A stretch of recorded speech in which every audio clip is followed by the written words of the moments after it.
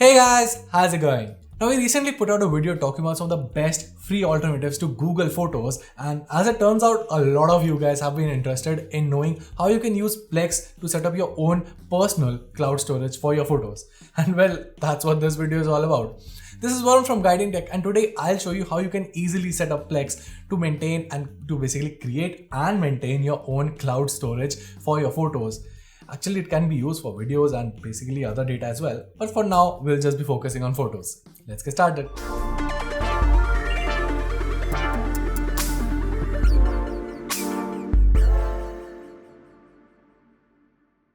Okay, so the first thing that we need to do is decide on your hardware. Basically, decide the hardware for your server system. Now, it can be a very old PC as well, and you just need a couple of storage disks, basically any storage disk depending on how much disk you want to upload on your server, and just ensure that this PC is always connected to the internet.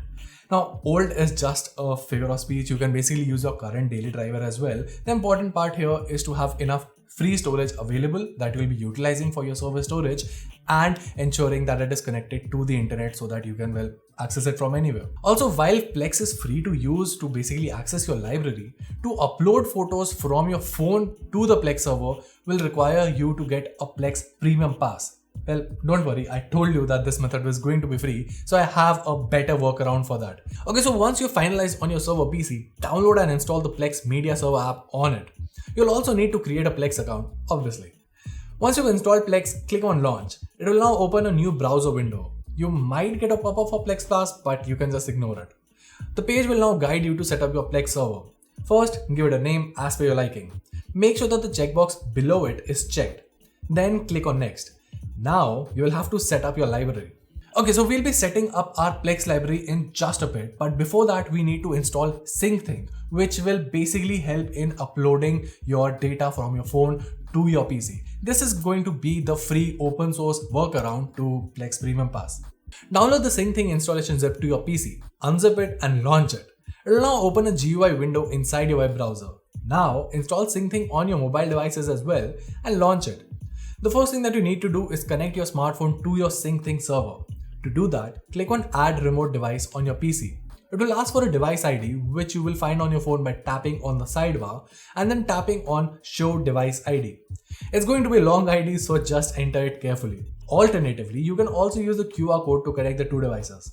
Once that's done, you should get a request on your phone in a couple of minutes. Just grant it the required permissions and you're done. Okay, so now that your phone and PC are connected, you need to schedule automatic backups, right? Well, for that, open the SyncThing app on your phone, tap on the camera folder shown and enable the toggle next to your PC's device name. In a moment's time, you should get a notification on your PC that your phone wants to share the data. Allow it and assign it a directory to transfer the data. Once you've done that, SyncThing will start copying data from your phone to your PC to the folder that you just specified. Now we need to set up the Plex server, and for that, open the window that we previously kept aside. You can use Plex to store your music too, but I won't be doing that, so just cross the music library. As for photos, change it to another custom location of your choice. Keep in mind that this is going to be the storage of your server. So for this purpose, I'll change it to D drive/Plex. And well, that's about it. Your server has now been loaded. Just click on the sign in button at the top if you haven't already to ensure that this server is linked to your account. Alright, so the last thing that we need to do is transfer data from the SyncThing folder to your Plex server location. To do that, open your notepad and copy paste the following script into it. Remember to change the path names according to how you set things up in the first place. Save the file as automove.bat to your documents folder. Now we need to automate it.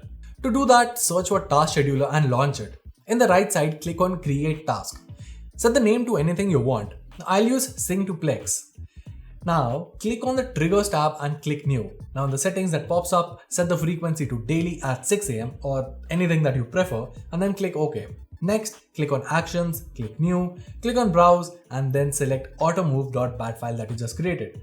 Click OK to save it and then close it. And well, that's it. Your server is now set up. Download and install Plex on your phone and log into it using the same account that your server is connected to. Once you're logged in, tap on the sidebar on the left and then tap on Photos. It'll now show you all your photos located on your server. Okay, now you might be wondering how does that all function? Well, what we've basically done is that your data, basically your photos from your phone, will be transferred to the SyncThing folder on your PC. Then, using the script that we created, that folder will be transferred to your Plex server, which can then be accessed from anywhere. The best part about this is that all your photos that you selected to transfer from your phone will automatically be cleared at 6 a.m. in the morning from your phone and will be shared onto your Plex drive. So basically, you will never ever run out of your phone storage, and all of your photos will automatically be backed up on your own private storage server. Obviously, this all can get quite complicated, and well, Plex understands that, which is why the Plex Premium Pass exists. It does cost a bit, and personally, if you're just using it for photo uploading, I would still prefer paying Google for the Google Photos variant. That said, Plex also offers a lot of features, so if you are into that and if you want to create your own server for hosting not just photos but music, videos, and whatnot, basically Plex Premium Pass will be a worthy expenditure if you're going down that route. That said, this was how you can set up your own cloud storage using Plex for free. And well, that was it. As always, you can find all the download links and all of the other stuff that I mentioned down there in the description box. Also, if this method worked out for you, make sure to give us a thumbs up and subscribe to our channel for more awesome tech content. Till then, this is Varun from Grinding Tech, and I'll see you in the next one.